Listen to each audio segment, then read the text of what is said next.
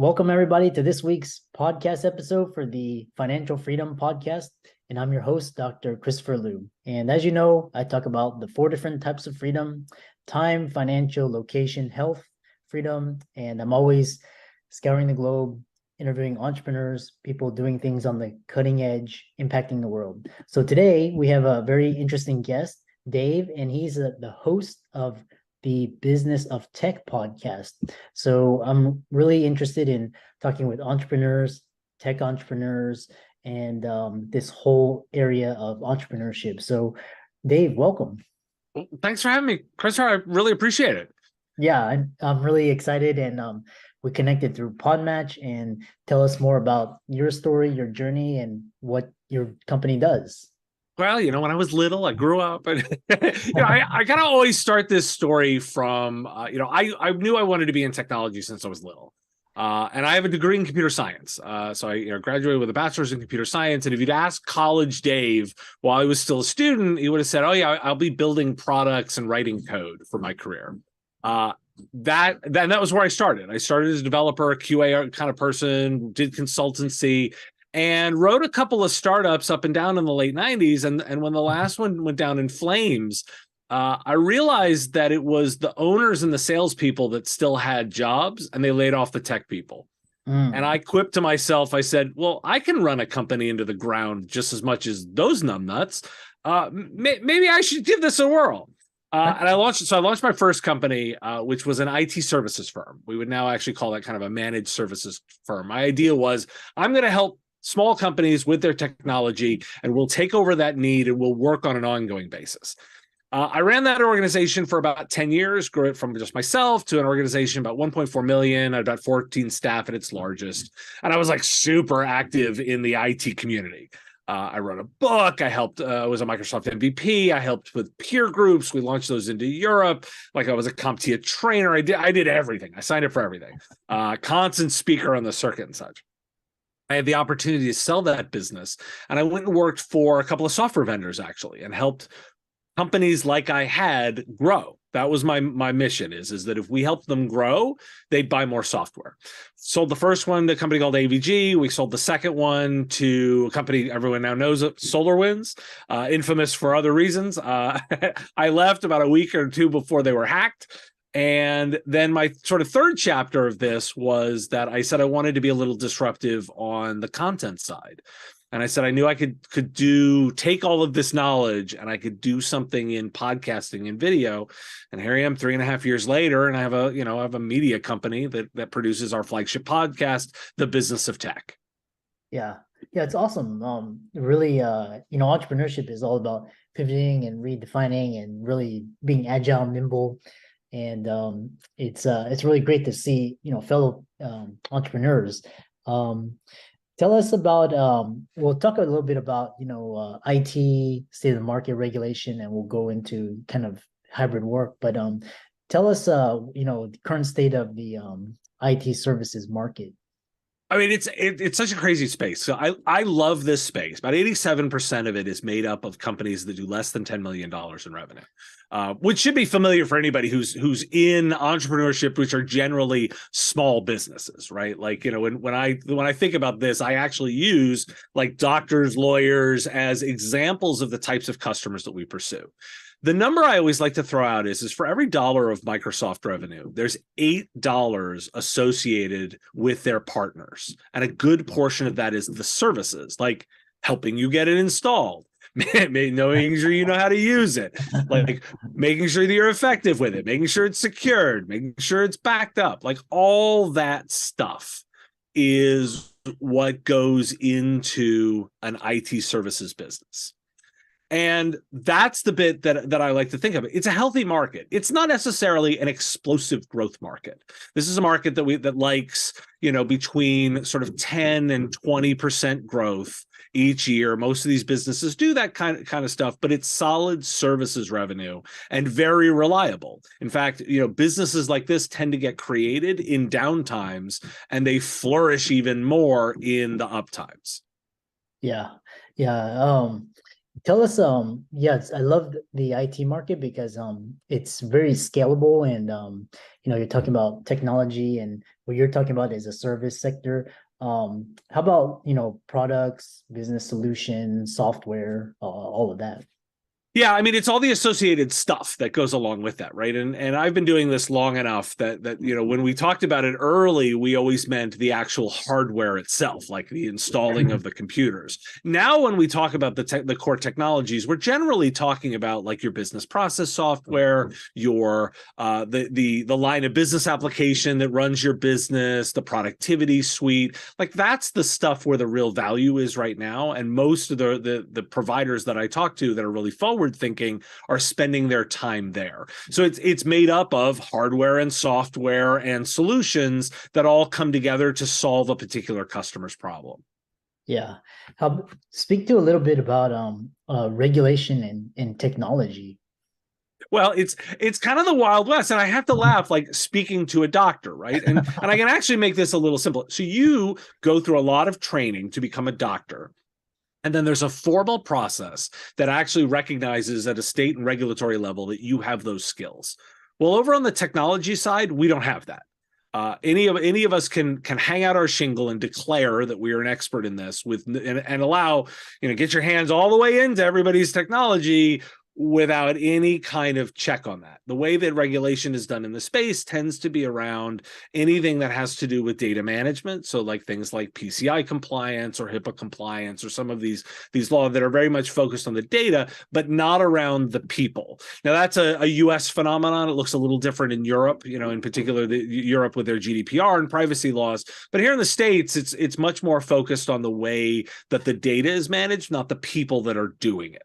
And so oftentimes you have to be looking at the kinds of data that you're collecting and then what applicable laws applied to it based on how you're using that data. So for example, I'll make it super simple, right? I could take information about a particular human, and if it's used in a medical context, that's a different set of laws than if it's used in a financial context. But it actually could be the same piece of data. It just has two different sets of rules applied to it based on the context of how it's being used. Yeah, yeah. And how about, for example, especially security, security, privacy. I know you touched a little bit upon, but how about especially, hacking and data breaches, all of that? It's a huge space, right? And so we all like to talk about it because oftentimes the actual hacking and the security threat that's out there is very much underestimated by most business owners. I like to sort of simplify it and say you need to really think of it like a digital mafia. This is organized crime acting in countries where they have protection, where it is actually a good job.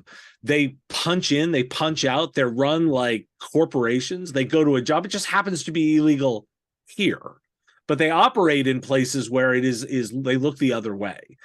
These are really sophisticated organizations. It's kind of funny to think about. They do press releases. They release financial statements. They have sales organizations. They have HR and benefits. You can take time off. Like they actually work in shifts. Like it's an actual organized crime. And what they're trying to do is they are systematically looking to steal data from you and find a way to have you pay to get it back. They started with we'll encrypt it and ransom it back to you. Now they've moved on to we will extort you and threaten to give this data out to others if we take it. And so that's the cyber space, and they know that the number one way they're going to be able to get in is social engineering. They're going to be able to do something to the humans that work at your business to make you do something that will get them access. Interesting. And everything is, we'll talk about, the mafia that you talked about in ethics and its effect on small tech companies. But real quick is that's the core thesis of Web3 is kind of everybody owns their identity and their data. I'm not sure if you can speak to that or you have any thoughts on that. Yeah, it's kind of a lot of hype. And this is by the way, we've been talking about the ownership of data and the way that it's done for a very long time. I'm not. I believe that there are certain core technologies and the stuff that we talk about in Web3, like the idea of the blockchain. But Mhm. I'm not one of these people that come in and say like, oh yeah, this is going to solve everything. We've been having these conversations for 20 or 30 years. What's happening now is the stakes are just higher. We've gotten to a world where everyone is much more technology enabled than they've ever been. They have access to much more powerful technologies, and it is much easier for the criminal organizations to exploit that. That's really the change in the landscape, more than this being a pure raw change in problem.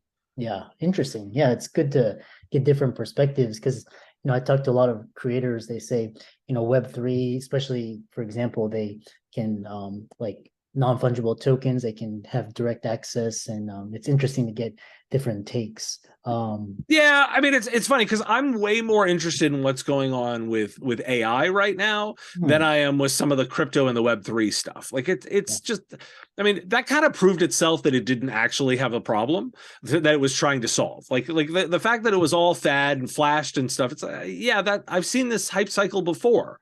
Over and over and over again in my career, I've seen this hype cycle before, and I called it. Like it's if I can't immediately explain to you where the actual use is in a regular human's life, yeah, that's not a thing. yeah, But the moment that I actually can see that actual regular humans can use this in an everyday context and it actually gets adopted, then I know we're on to something. yeah, yeah. It's really early, and it's like the wild wild west. Um, I'm interested in you talk about the impact of because you referenced the big tech and mafia, the big tech and ethics and their effect on small technology companies. Yeah, one of my thoughts on this is technology broadly gets a bum rap because of a small number of actors. And I'm gonna pick on, like, it's easy to pick on like big tech, right? Like I could pick on Amazon or Google or I could pick on Meta. Like, they're really easy to pick on because they get all the headlines. But when we actually break down the bulk of where technology work is done, it's not done in these four companies. As I talked about, like for every dollar in Microsoft revenue, there's $8 that are associated with the partner companies that work with them. That means it's 8 times bigger everybody that works with Microsoft, not Microsoft themselves. And by the way, they're almost the bigger ones. When we talk about Google, that number is a little smaller. It's about $6. So those are the spaces that are way bigger in terms of what's actually happening in technology than the people that get headlines. We've come through this bit where we actually talk about all of the, for example, the layoffs, right? If you open the paper last month, all you would hear about was all the tech layoffs. Well, they kind of just rewound to where they were last summer. If you measure them over the past 2 to 3 years, they all grew. They all grew a lot by head count, like a lot. And from a percentage perspective, they only let go, a smaller percentage. Now, I want to acknowledge that for those individual humans, that's a life-changing moment, and that is an important thing to do. But you know what also happens? We know statistically that most of those people have new and higher paying jobs within 3 months. Yeah. So let's not cry for the technology sector, but to these big companies. Let's actually focus on where most of the work is actually being done. Yeah. Yeah, that's quite interesting because you have a lot of experience and knowledge in tech. One thing that's been getting headlines is return to work, and some companies are forcing employees to come. What's really happening to this Yeah, work? bad managers only know how to manage one way, and they're trying to force everybody into the office. I mean, it's kind of that simple, because you can sort of see it. And by the way, they tend to be, rich old white guys, because they've been doing it one way a very long time. They probably live in a very, very comfortable situation where they don't have to think about childcare, or they don't have to think about family, like other family members. They don't have any instability in their lives. And funny, it's really easy for them to want to just immediately go back to the one thing that they've been doing for, I don't know, 50 years. But anybody who actually thinks about managing people understands that the core elements of managing people have less to do with their physical location and more the way you engage them as a human being. Managing people effectively is a talent. And you learn slightly different versions of those skills when you manage people remotely versus managing them on premise, because it does take a little bit more to read emotions, for example, and to have those interactions. But you can still do it. It just takes some concentrated effort. And you have to be, in particular, you have to manage much more by results than you manage by time. Well, managing by time, really easy to do, right? I just count the number of hours you're in the office and I can loosely get a sense of how productive you are. Managing based on output, that's a harder thing, and it requires some process and investment, and there's some resistance to that. It's funny how all of these mandates are actually landing more in a middle ground of, let's find what works for people and make them effective at what they do. But it makes for a really bad headline. So for me, that what I spend a lot of time talking to my listeners and to those that I work with is you want to spend some time figuring out the best way to manage your people that's most effective for your goals. You'll use the technology tools to enable that. There are times, I'm a big believer, that you want to get people together physically. There are also kinds of work that's done best remote, and there's other times where it kind of depends. And you want to build an organization that can be flexible to that and utilize the tools in the right way. Yeah.